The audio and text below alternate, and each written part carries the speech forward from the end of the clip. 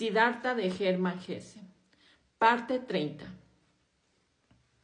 Sin embargo, siguió corriendo sin descanso, no ya para salvarlo, sino impulsado por el simple deseo de verlo una vez más. Y en su carrera llegó hasta las puertas de la ciudad. Cuando estuvo cerca de la ciudad, en la ancha carretera, se detuvo ante la entrada del hermoso parque que otrora perteneciera a Kamala, y donde él había visto por vez primera, en su palanquín.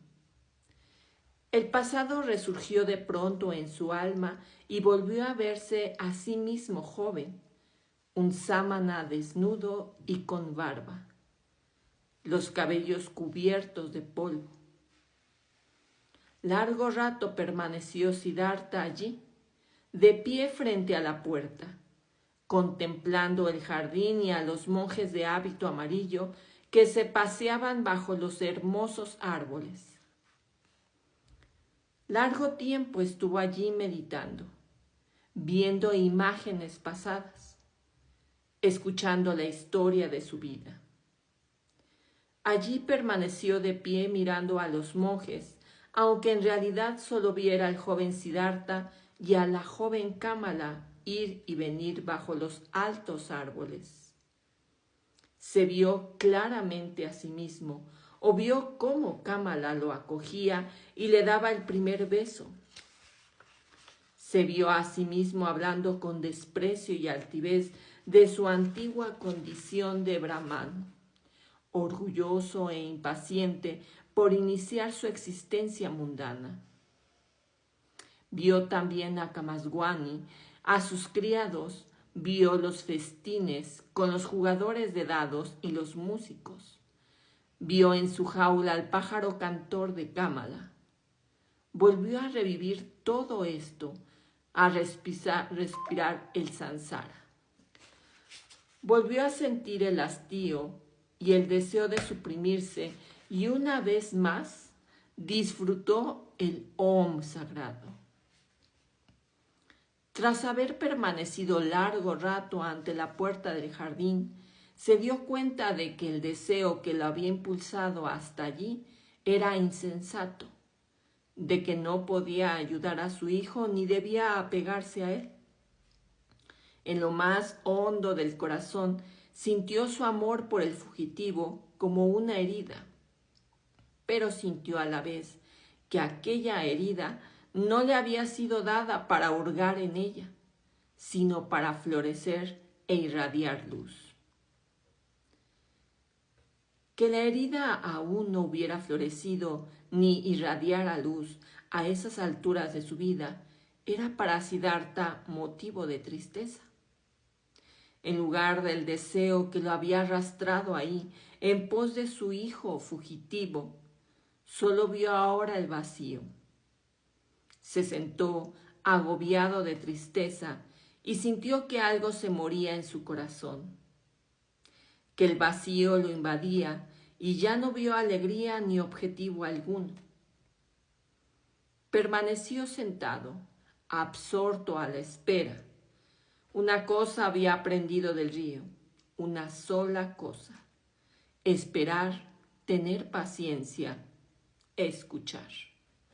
Por eso, se sentó a escuchar entre la polvareda del camino y escuchó a su corazón latir triste y cansado en espera de una voz.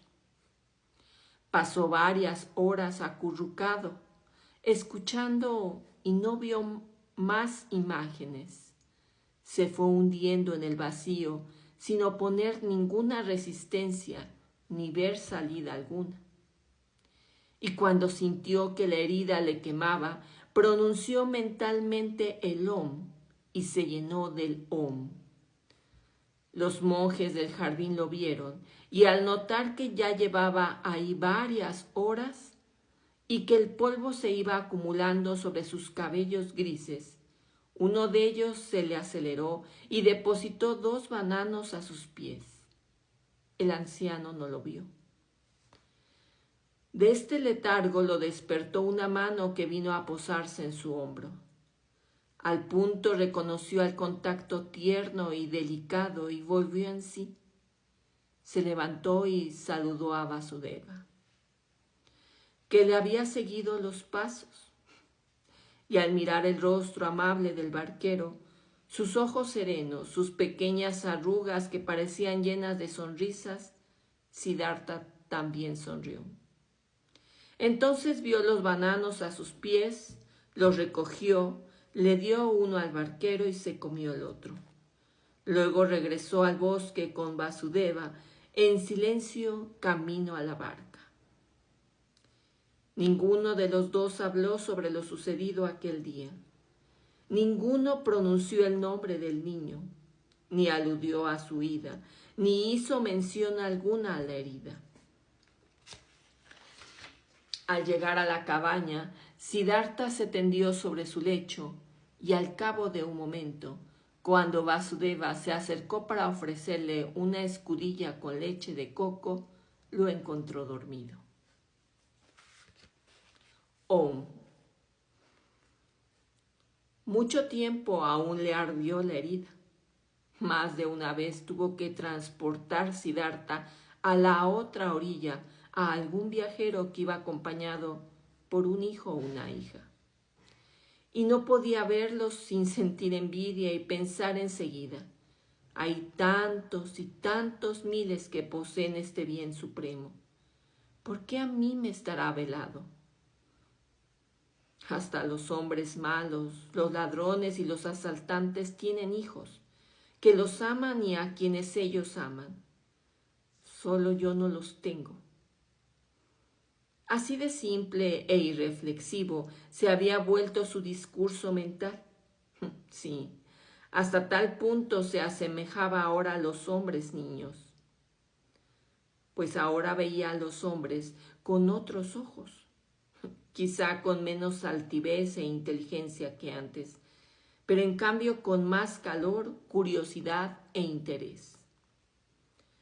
Cuando transportaba viajeros comunes y corrientes, hombres niño, mercaderes, guerreros, mujeres del pueblo, ya no los sentía tan lejanos como antes, los comprendía y compartía su existencia no guiada por ideas u opiniones, sino exclusivamente por instintos y deseos. Y se sentía uno de ellos. Aunque se hallara próximo a la perfección y aún se resintiera de su última herida, tuvo la impresión de esos hombres niño eran sus hermanos. Sus vanidades, deseos y absurdos caprichos habían dejado de ser ridículos a los ojos de Siddhartha.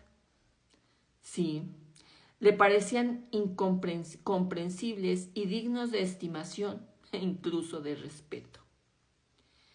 El amor ciego de una madre por su hijo, el orgullo insensato y ciego de un padre presumido por su único hijito, el afán desenfrenado e incondicional de una joven frívola por adornarse y atraer las miradas admirativas de los hombres. Todos estos impulsos, todas estas chiquilladas, todos estos instintos y apetitos simples y necios, pero increíblemente fuertes y llenos de vida, de una eficacia intensísima. Todas estas cosas no eran ya para Siddhartha simples chiquilladas. Se dio cuenta de que los hombres vivían por ellas. Por ellas los veía realizar proezas gigantescas, hacer viajes, declarar guerra, sufrir padecimientos infinitos, soportar toda suerte de fatigas. Y justamente por eso ahora podía amarlos. En cada uno de sus actos y de sus pasiones descubría la vida, lo animado, lo indestructible. El Brahma, dignos de amor y admiración, eran estos hombres por su ciega fidelidad, por su fuerza y tenacidad, no menos ciegas. Nada les faltaba. El sabio o el pensador solo los aventajaba en un detalle único e insignificante: